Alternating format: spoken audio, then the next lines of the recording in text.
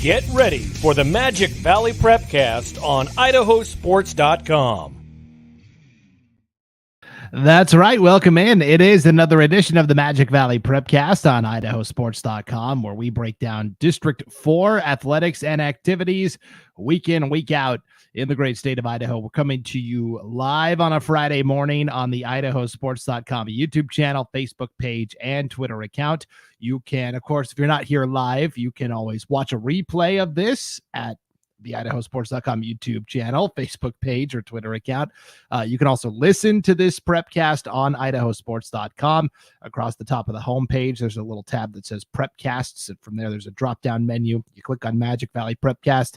You can listen to it there or wherever you download and subscribe to your podcasts: Google, Apple, Spotify, Stitcher, etc. My name is Brandon Baney, and we're joined by a celebrity today, I do believe, Puka Nacua from the Los Angeles Rams. What up, Puka? Just representing. Last time we talked, I was down in L.A. just getting ready for the Saints and the Rams on Thursday night football, and it was pouring down rain. And oddly enough, after we got off that podcast, the rain stopped.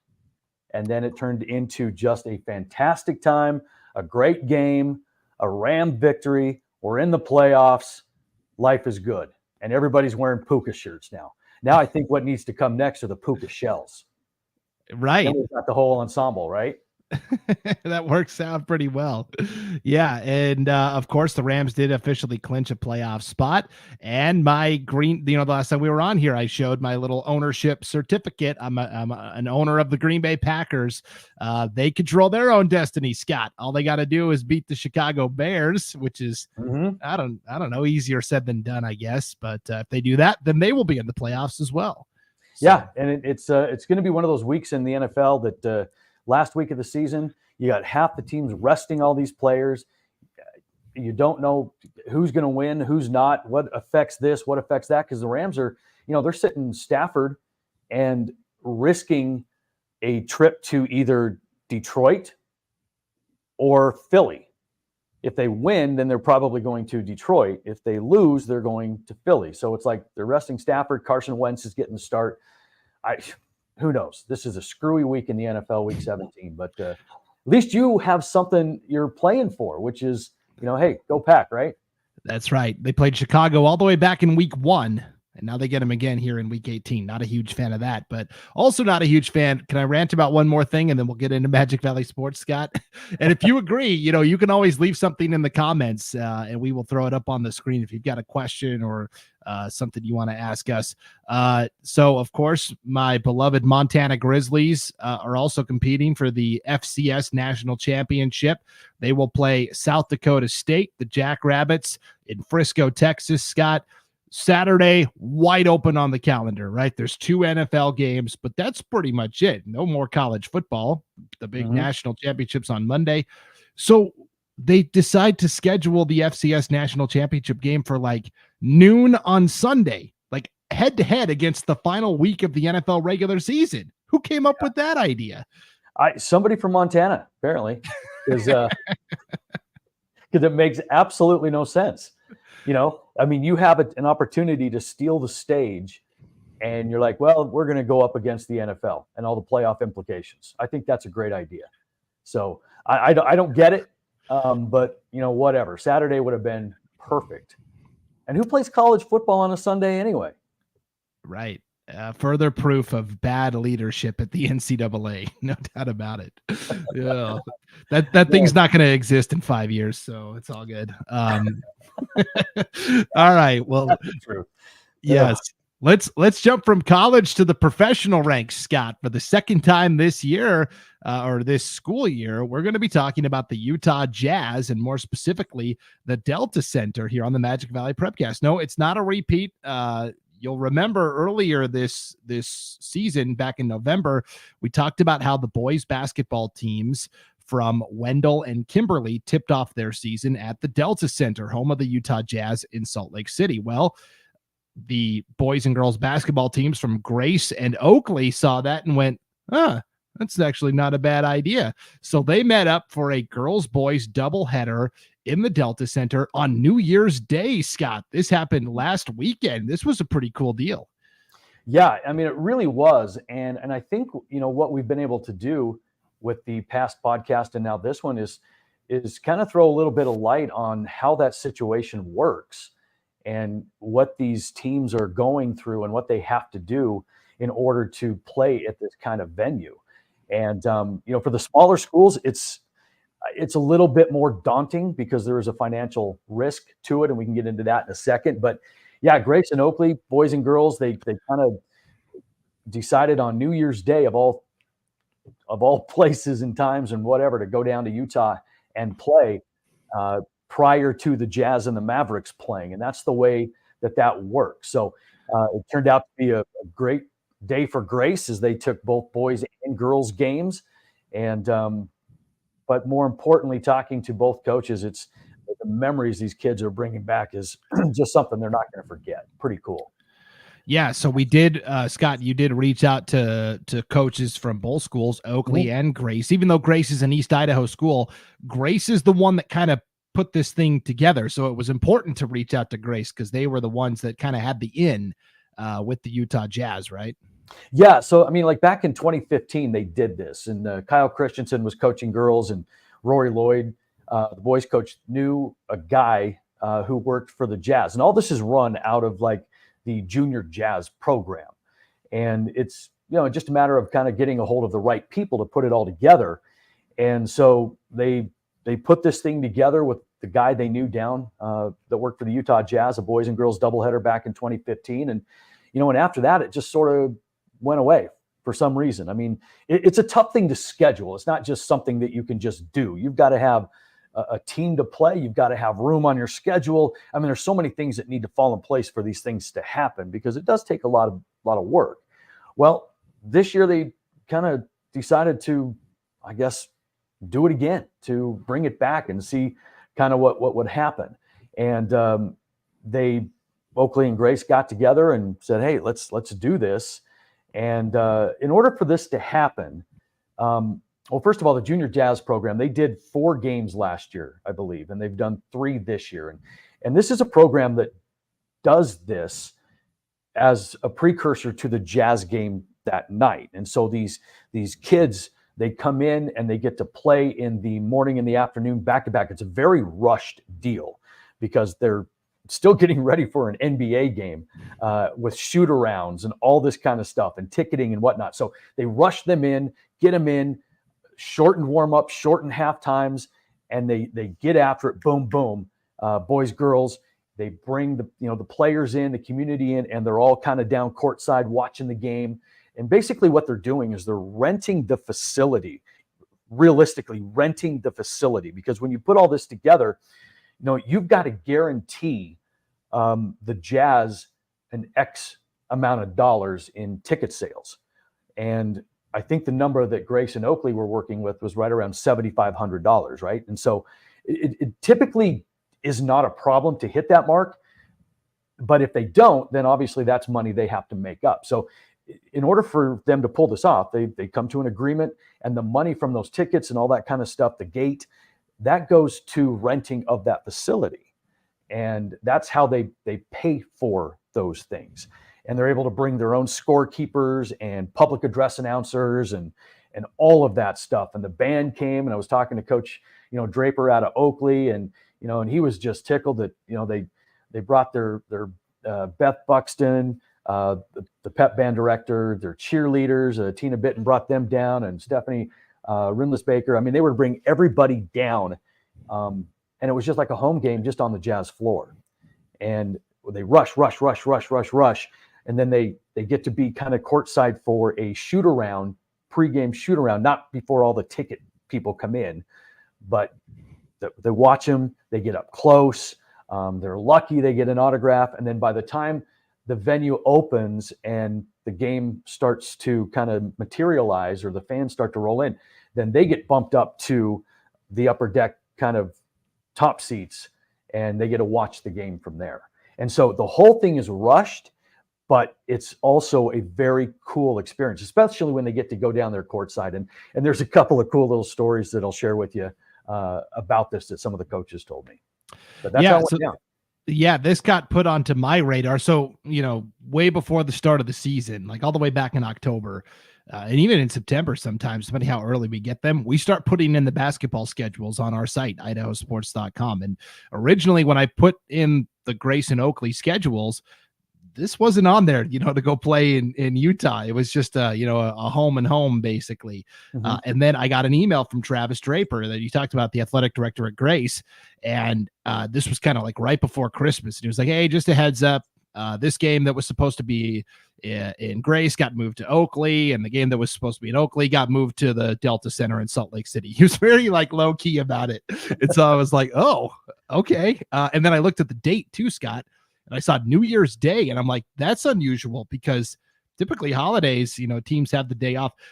Is there a rule? Is there some sort of special petition you have to do to play on New Year's Day, a holiday, or not?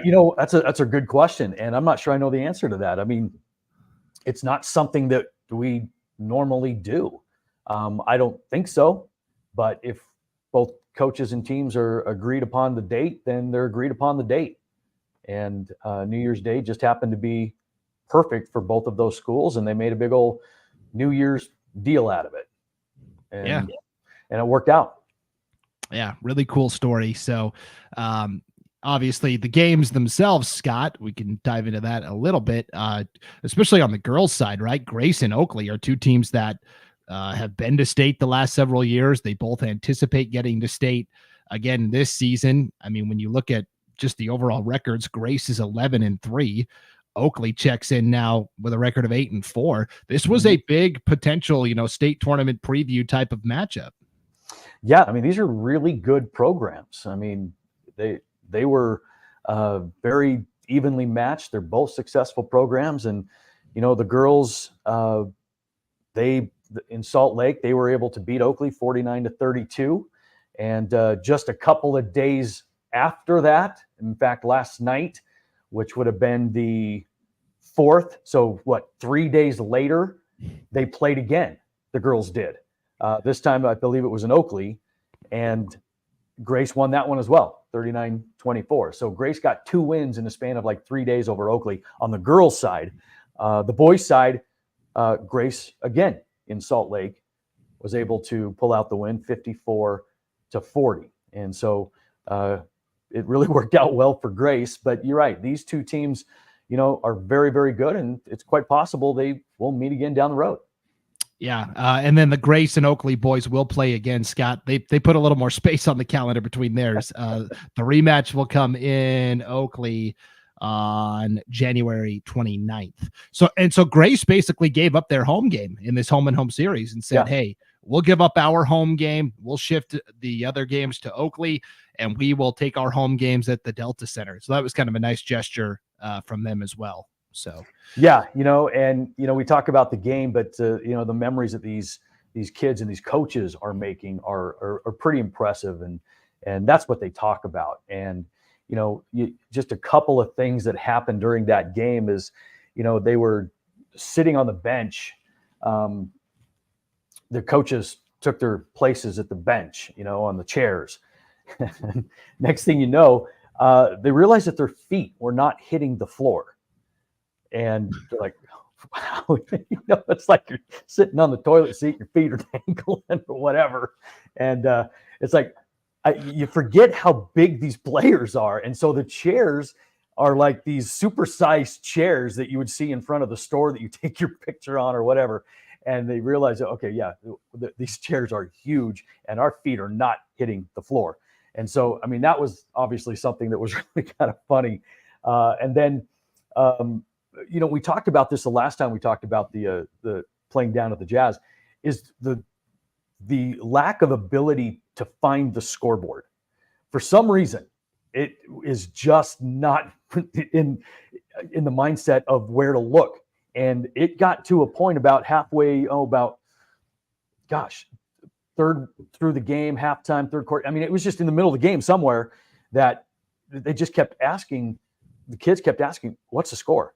What's the score? They had no idea what the score was. And then we're halfway through the game because they can't find the scoreboard. And so eventually they found it at the end of the arena But it was, again, the scoreboard issue came up the last time that we talked about that. But some other stuff that was going down, we talk about being starstruck when we see these players. And the boys' JV coach, Houston Beck, at Oakley, he was probably one of the most starstruck people there because he's absolutely in love with Luka. And so they're down there at the shoot around, kind of courtside-ish a little bit. And Coach Beck was able to get his jersey signed by Luka. And so that was a pretty cool moment for them. And then during the game, and this is kind of funny too, they've got this trivia thing that they do. And I gotta find my notes. But and it happened to Kyle Christensen. And so they're sitting there, and they walked up to Kyle, and one of the stadium workers walked up to Kyle and just said, "Hey, are you good with trivia?" And he's like, "Well, yeah, no, what, hey, whatever, come with me." And so they take him up and they start escorting him out of the arena, but not a whole lot was said. And so everybody's just kind of looking around going, is he getting kicked out? What's happening here? And so they take Kyle away, but they have this trivia game that they do on the court, and they ask 3 Jazz trivia questions. And Kyle's pretty versed on the Jazz. And so they take him down there, and if he were to get, I think, 2 out of 3 right, then the entire row that he's sitting in, which consisted of, his team, would win these like cups. I think they were Stanley Cups, right? Not the hockey Stanley Cups, but the Stanley Cups, right? Right. And so they take him down there and they put him on the big old Jumbotron and ask him some questions, and I'll be danged if he didn't get them right. And they all won the Stanley Cups. So again, the stories that come out of these experiences, that's what they talk about. I mean, I don't know if anybody really talked about the score. They talked about the stories. Yeah, that's pretty remarkable. You mentioned being starstruck there. Luka Doncic from the Dallas Mavericks. Yeah, that's a hot ticket in the NBA these days. I think when Wendell and Kimberly were down there, I think the Jazz were playing the Pellies, the New Orleans Pelicans, and they don't have quite the same star power as Dallas does. So that's cool. I think I got the title for our podcast this week, Scott. Puka and Luka. What do you think? I like it. I like it. Well done. Yeah, that's a little Shakespearean quality to it. Well done. Yeah, for sure. Well, go ahead, Scott. Oh, no, that's it. You're good. Okay. We got a ton of photos from Coach Christensen at Grace High School. And then we got a video, just a brief video of where everybody was sitting for the Jazz game from Kristen Jones, the Oakley girls coach. So what I'm going to do here is I'm going to share my screen, and we can kind of go through this collage of photos, Scott. And this is what we want, as we're reaching out or looking for stories or, events or memories or athletes to talk about. Yeah. If you've got photos and videos, we would love to put them up on the show and share them. So this is really what it's all about. So here we go, Scott. This is to start with. This is Sydney Smith of Grace driving to the hoop. I assume she scored because she's really good. And I wanted to highlight 2 things here. Good help side defense here from Brooke Maybe of Oakley. Good form there. She's ready for the box out. And Scott, you were talking about the feet don't touch the floor. You can see right here, right? There it is. Yeah. Again, it's just one of those things that's super, super cool. And, and you could see that, everybody is courtside, everybody is right down right on the floor. And then a little while later, these 6'10" monsters take the floor. Yeah. Here we've got a scrum, 3-on-1. That's always a tough proposition. But again, that's I believe that's Sydney Smith trying to get to the hoop and score. That's the photo I just showed. Let's go this way. Bear with me, folks. Yeah, big shout out to Coach Jones too. She really helped us out with a lot of these photos, and like you said, this is the cool part and what we want to see. Yep, here again. And you could tell what Oakley's game plan was, right? When Sydney Smith gets the ball, we need to collapse around her. There's another 3-on-1. That might be it. Okay, Scott. Let me see if I can pull up some more here in a second. And but what a cool deal this was for Oakley and Grace. And this is something that these young men and women will tell their kids and grandkids about for years to come, right? Oh, absolutely. Just, kind of as I was talking to some of the coaches, I mean, I likened it to Hoosiers, when they walk in and they're measuring the height of the rim. And I go, is that kind of what it felt like? And they're like, absolutely. They're just not used to playing in that kind of venue. And, the other thing too, is that, they got to see Jordan Clarkson get a triple double, which hadn't been done for a Jazz player since 2008, if you follow any of that stuff. But the other thing that's the difference between the courts is, the NBA court is obviously a lot bigger than what these kids are used to playing in these small 1A schools, right?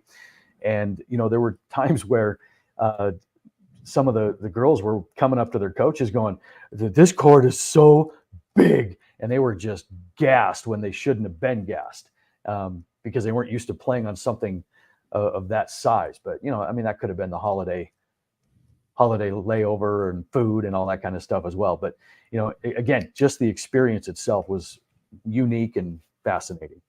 Yeah, for sure. Okay, Scott, I got the rest of them pulled up here. So let's go through them. This is, I think, the opening tip. So that's kind of a cool deal. Can you imagine being out there at center circle in an NBA arena for the opening tip-off of a game? That's pretty cool. No kidding. Well, and you can see the clock behind it too. So you can see that they get started pretty dang early. And this is, they get after it quickly. The whole thing is rushed, abbreviated halftime, boom, boom, boom, get through it. Yeah, 11:48 a.m. Let's see here. We also have let me pull this up. Okay, this is what do you think, Scott? Was it a block or a charge? Ooh. Well, outside the circle of the NBA, right. I'm gonna say block. Okay, I'm gonna say block just because of the angle. That's Taylon Beck standing in to take that. This is a fast break. Grace running the fast break here. This is J.C. Christensen. I'm assuming that's Coach Kyle Christensen's daughter initiating the break there. Here we've got a free throw from Melody Stratman of Grace. Shooting in a cold, empty arena, Scott, can be hard sometimes, right? Well, it is. And, and I talked to both coaches about the depth perception. And, yeah, obviously that was something they had to deal with. But Grace really shot well from the line. They were 78% from the line, which is impressive. Yeah, I guess they were ready to go. Another fast break initiated by J.C. Christensen. We also have here, this photo is just labeled team defense, Scott. This is just good team defense here by Grace. You can see they're trying to pack it in and prevent Oakley from getting inside to score. We also have, we showed that one already, and we showed that one. So what I've got left then is the team photo here at the end, Scott, of the Grace Grizzlies. Yeah. That's a cool deal. Yep. And, that picture is going to end up on picture frames and people's walls from now until forever. Yeah. Okay. And then here is, let's see if I can get the video as well that Coach Jones shot for us. And it was just a quick little clip of the team and where they were sitting. But it gives you an idea of how close to the NBA action they were. Pretty cool deal. This is really testing your technological skills, isn't it? Oh yeah, this is I've got like 50 tabs open, so this is gonna be fun. Hopefully my computer doesn't crash. Okay, so I mean, just right away you can see how close to the action they're sitting. Yeah. This was during the shoot around period where they were the only fans in the arena. This was kind of like an exclusive deal, right? Yeah, and that's the cool part about it, because we've all gone to, I don't want to say we've all gone, but if you've ever gone to a professional game of any kind, we've all seen it on TV, but until you are right there and you get to see the size of the players, the speed of the game, or behind home plate for a Major League Baseball game to see just the velocity in which they throw. I mean, the speed, the size is just amazing. And these kids got a kind of a snapshot of that during warm-up just to see how big these people were, because, they were on that floor just a little bit ago and they knew how much space they were taking up. And now they look at this and they're like, holy cow, this is ridiculous. Yeah. So here's the actual video clip, and you can see the Mavericks down on that end, and there's the hometown team, the Jazz. And it's actually pretty full, when you factor in boys and girls and the coaches and the parents. Scott, that's what you were talking about. All those parents have to buy tickets to the game, right? The kids have to buy a ticket to the game, the coaches. And so when you, especially doing a girls boys double header, it's a little easier to hit that $7,500 goal. Yeah, it is. And they hit, I think, right around 12, maybe just a little over, so they did their part. And like I said, it's not a hard number to hit, I don't think. If you've got a community behind you and you get two communities going, you're going to be just fine. Yeah, what a cool story. So congratulations to Grace and Oakley both, and big thanks to everybody from Grace and Oakley for sending them in, and the coaches and all that good stuff. And anytime we talk about Oakley boys basketball and Coach Cody Beck, I always have to bring up his favorite line: we're just trying to get that orange thing into the other orange thing. Well, that's a pretty simple way to look at it. Yeah, I don't know how many times I've heard him say that, but a lot. So, all right, Scott, we do have a question here from Ryan Skaggs. He is our North Idaho Prepcast host. He says, "Come on, Burton, when will you get Jerome to play at the Staples Center?" Well, I'm working on that private jet. I've got some connections, but once that is solidified, then we'll have the means to do it. I'll work on a few things. Yeah, of course. I think he's still mad about the 50 burger I sent him yesterday. I think so. And for the record, I don't think it's called the Staples Center anymore where Los Angeles plays. It's some sort of cryptocurrency. Oh, geez. I don't even know. I still like the Forum. The Forum is going to be my LA place anyway. Right. Whatever.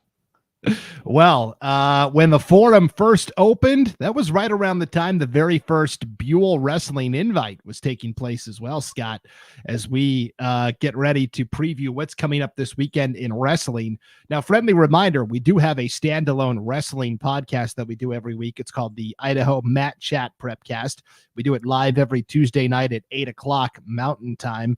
And we go for about an hour every Tuesday night, just talking wrestling and interacting with the fans and the parents and the athletes. And it's a great time. And so if you haven't checked out the Mat Chat Prepcast, you definitely should. You can subscribe to that podcast wherever you download podcasts, or also watch it on the IdahoSports.com YouTube channel, Facebook page, and Twitter account. But Scott, this is the biggest weekend of the year in wrestling.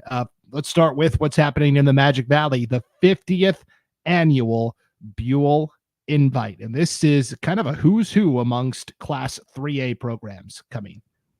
Boy, you talk about one of the oldest and most well-respected wrestling tournaments in the state of Idaho. It's the Buhl Wrestling Invite. And, the thing about this is going to be the 50th annual. They're kind of marketing it as the 50th annual Buhl Invite. And it used to be really a who's who of 2A and 3A wrestlers in the state. I mean, it was the pre-state tournament, for those divisions. I mean, they've got a few 4As coming, be about 32, 33 teams showing up, for this tournament. But the thing about this particular tournament is the generational ties to it, because, I mean, now you've got, grandpas watching their grandsons wrestle in the same tournament that they did when they were in high school. And to be able to say that just, speaks to the longevity of this tournament and to the community itself. But the sad thing about all of it, and one of the reasons we wanted to highlight it too, was these smaller tournaments here, and I don't want to say it's a small tournament, but these small town tournaments like this, they're getting swallowed up by some of the bigger events that are going on, because this weekend we have the Raleigh Lane, right? And that's what everybody's talking about. And left off into the shadows is the Buhl Invite, which is a really, really good wrestling tournament. Yeah. So what ends up happening is, for example, you know, when you talk about 3A state wrestling this year, there are kind of three big contenders, South Fremont, Buhl, of course, and Fruitland. And everyone was kind of excited. Okay, South Fremont's coming to the Buhl Invite. We're going to get to see, you know, who stacks up with who, but there's kind of an asterisk with it. 3 of South Fremont's best wrestlers are going to Raleigh Lane to compete individually.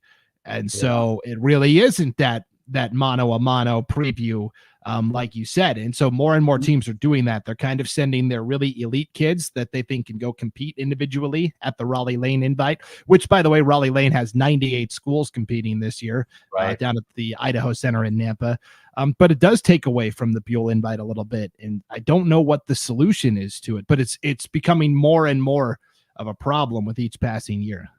Well, it is. And I think, you know, a lot of these tournaments just happen to coincide with another tournament, you know, and the way that, I mean, you take the Boise Valley, for example, they can be their own little Vatican, you know, they don't need anything outside of that. They could do what, especially if you're a 5A school, you could do whatever you want and never have to leave the Boise Valley to get what you needed. Right. And so you get some of these tournaments popping up that are local. Teams will stay closer to home, you know, just for travel expense, for time, for all of it. And so you still are going to have the Raleigh Lanes. You're still going to have the Red Halversons. You're still going to have all these big tournaments, the Wiley Dobbs. You're going to have these, and they're going to pull from these smaller tournaments. And until we can all get on the same page and say, hey, this is this weekend, this is this weekend, it's never going to happen.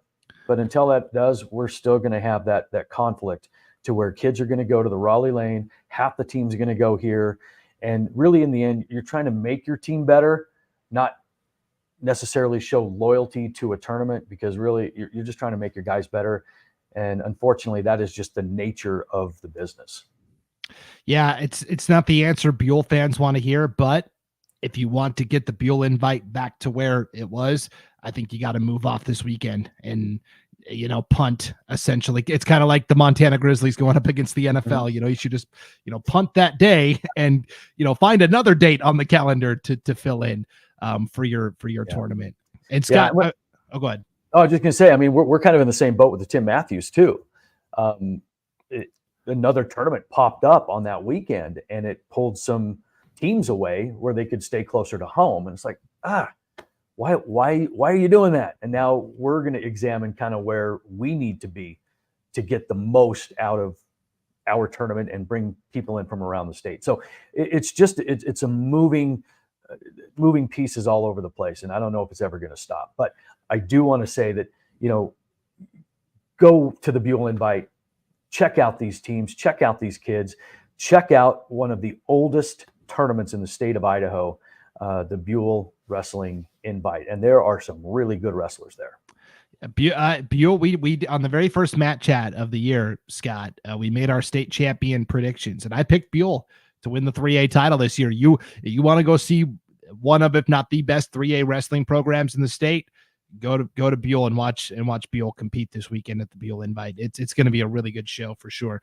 And yeah, that's I was going to ask you really quickly.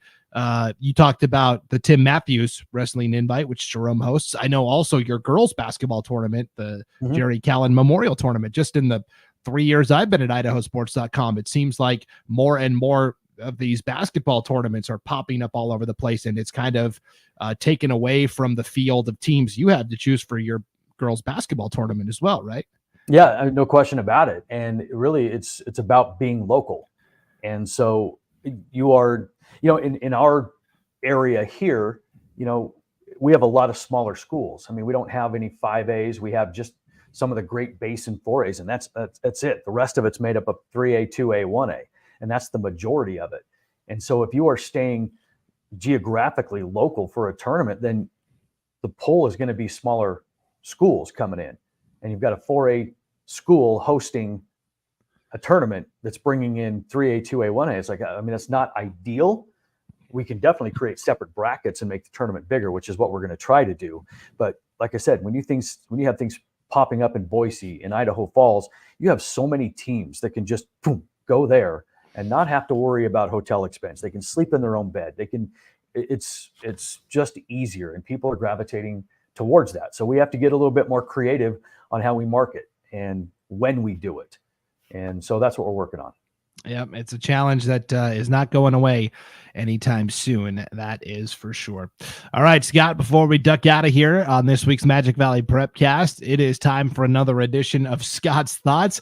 People may have forgotten, or maybe you're new to the podcast here in the year 2024, but this is a segment we do at the end of each episode where basically I give Scott a topic. It could apply to the classroom. It could apply to the athletic arena. It could apply to just everyday life, but a topic that Scott does a deep dive on and kind of explores previous Scott's Thoughts. And you can go back and watch all of the Scott's Thoughts on our IdahoSports.com YouTube channel. We actually have a Scott's Thoughts playlist. You can go back and watch all, I think we've done 9 or 10 of them now, but previous topics have included the language we choose to use, bad language, finding the motivation to do things you just don't want to do, but they got to get done.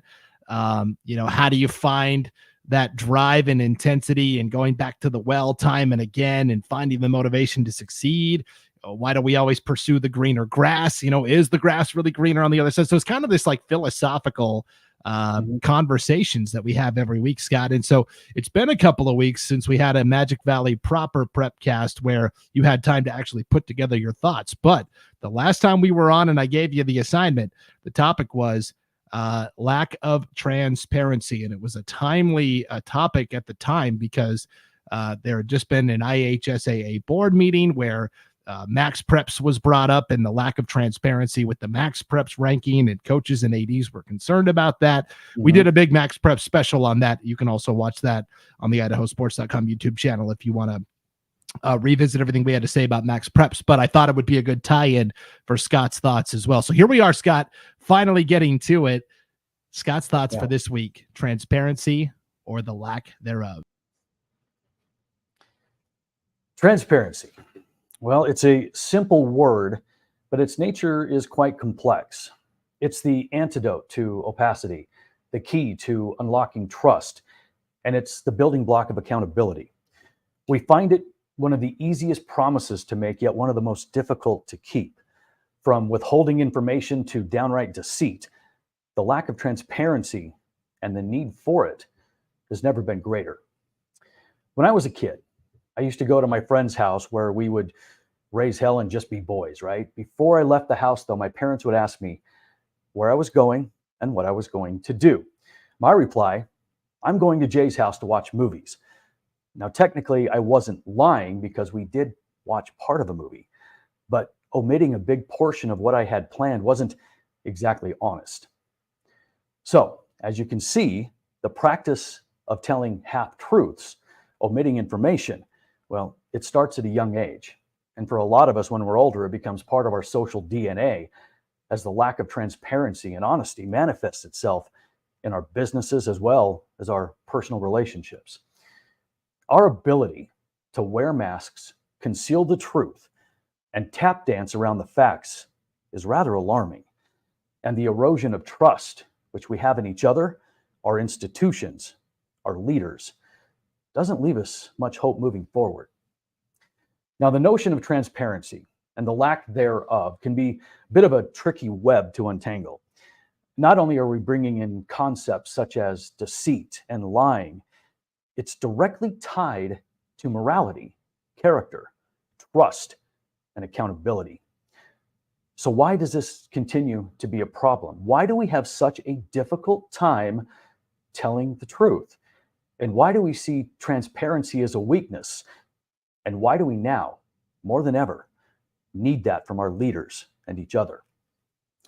It was philosopher Immanuel Kant who suggested that we should behave as if our actions were to be the universal law.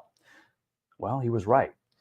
If you think about all of the behaviors we've allowed ourselves to get away with, all of the sketchy moral exploits, the loosened grip on language and self-awareness, the lack of manners, the lack of accountability, well, we've done it. We've created that universal law. And agree or disagree, we've written the social contract that governs our behavior. And the more that we let things become acceptable, the more we rewrite those guidelines. And this includes our ability to be transparent. In the world of business, integrity is the cornerstone of true leadership. It is the quality that earns a leader the trust and respect of their team, their clients, their constituents. A leader with integrity acts with honesty and fairness and holds themselves accountable and consistently aligns their actions with their words. They make decisions not based on personal gain, but on the greater good. The consistency between their values and their actions serves as a model for ethical behavior, creating a culture of trust and transparency. Now, that scenario, that should be the norm, but it isn't. What's so difficult about doing the right thing?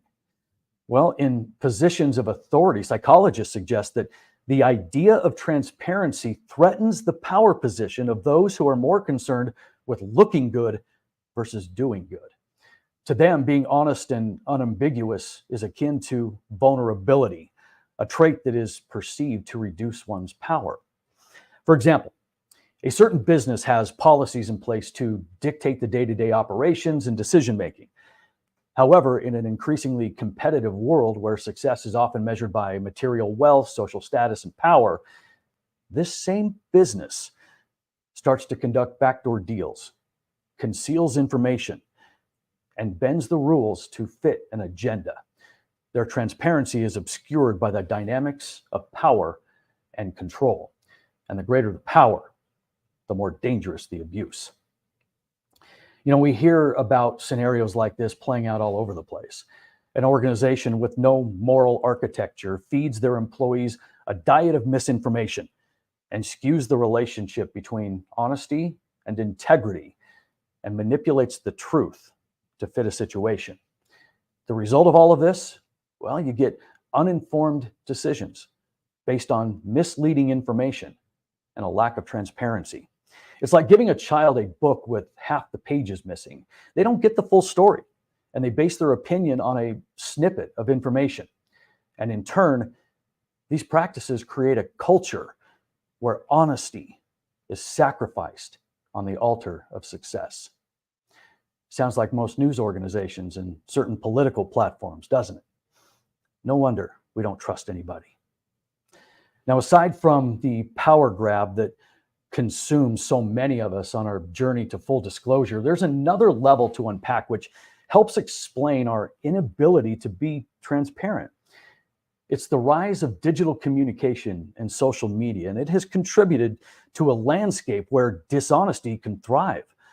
Online platforms often provide anonymity to fabricate truth and spread misinformation. And the internet has facilitated a rapid spread of deception, allowing it to reach millions of people in a matter of seconds. You know, a lie can travel halfway around the world while the truth is still putting on its shoes. And I share this just to illustrate the power and deception of the online world. And within this online world, we find the romance. And that romance is with social media, where we get to display our highlight reel, showcasing the very best version of ourselves. And it's the furthest thing away you can get from transparency. And as we juxtapose fantasy and reality, make-believe will always win, destroying our ability to paint an accurate picture of ourselves as we cover up our mistakes and imperfections. And for a lot of us, it's the inability to show any weakness, to show vulnerability, to admit that we aren't perfect. And that perpetuates the lie that we tell ourselves and each other. Look, we all want to appear better than we are and fudge the truth just a little to swing the adoration in our favor. It's human nature. But just like we've become obsessed with the appearance of things, the glitz, the glamour, the headlines, the likes, we've allowed it to distort reality, where natural beauty takes a backseat to filters, where our merit is weighed in followers and impressions, but not making real impressions. We choose to operate in the darkness and not the light. And thus, along the way, we fill our cups with half-truths about ourselves and our shortfalls, never embracing them, never growing. And each time we engage in shielding our true selves from each other, we nudge our character just a bit further from the anchor of integrity and more toward a more ambiguous moral stance. And when it comes to our character, it's continuously being shaped by our actions. But it's more than just being open and honest. It's about addressing its soulmate, accountability. Transparency without accountability is like a ship without a rudder. It looks nice on the surface, but has zero direction. And what's accountability without transparency? How can we be accountable for actions that we keep hidden? Accountability is the ethical thread that binds us to our deeds, so the line between truth and deception doesn't become arbitrary. Now, if you look around our world, we don't know what to believe anymore.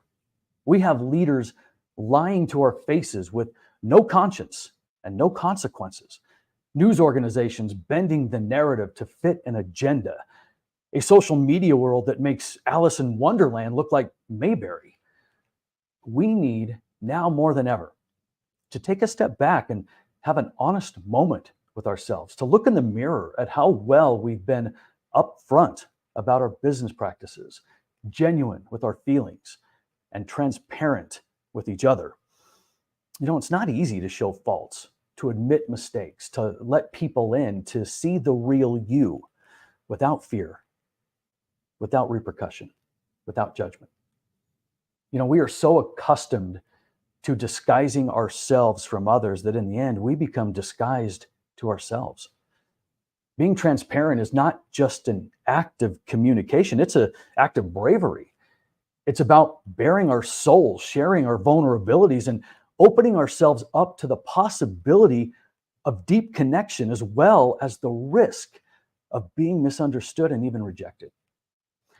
In being transparent, we offer the rawest form of ourselves, including inviting others to see us, to know us, and to accept us as we truly are.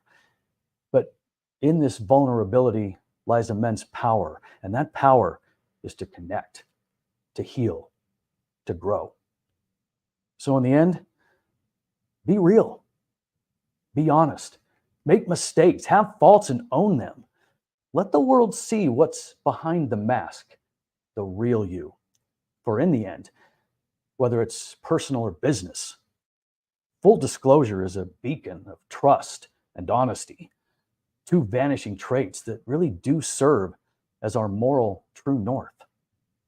Sure, we can continue to live behind a filter, a lie, or a half-truth, and try to keep track of all the exhausting falsehoods we've spun and practice our lies and try not to slip up. Or we can just remember this, that the truth needs very little rehearsal. And those are Scott's thoughts. Nicely done, as always, Scott. It can compound, right? What starts as a little lie, and then you're juggling a bunch, and it can be tough to keep track of it all, for sure. So nicely done this week. Yeah, that's that was a kind of an ambiguous one to tackle, just because you could have gone 100 different directions. But of course, I kind of stayed middle of the road. Apply it to what you need to, apply it to what you don't. Get the message, that kind of stuff. So anyway. It's been a bit. It has. So I'll give you a layup for the next one. We just crossed into the new year, right? Everybody's setting New Year's resolutions. That's what I want you to tackle is New Year's resolutions, but not just, how do you choose what your resolutions are going to be? How do you go through that process and really, do some self-reflection and go, okay, what do I need to improve on? So. Yeah. knee-jerk reaction to that one really quickly is, why does it have to be on January 1st? You know, we always say this: I'm going to start working out Monday. I am going to start tomorrow. Why does the resolution have to be January 1st?